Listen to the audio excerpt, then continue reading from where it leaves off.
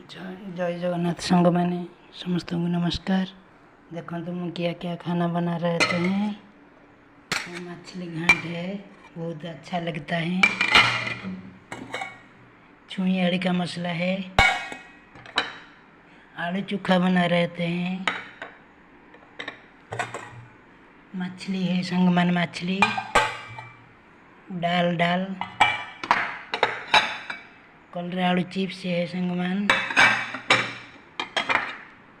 साग है, साग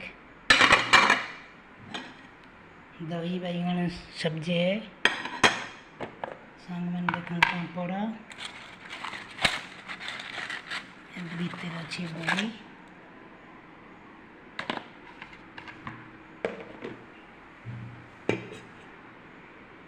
राइस। संगमन लाइक करेंगे, शेयर करेंगे, कमेंट करेंगे, सब्सक्राइब करने भूलिए। जय जगन्नाथ।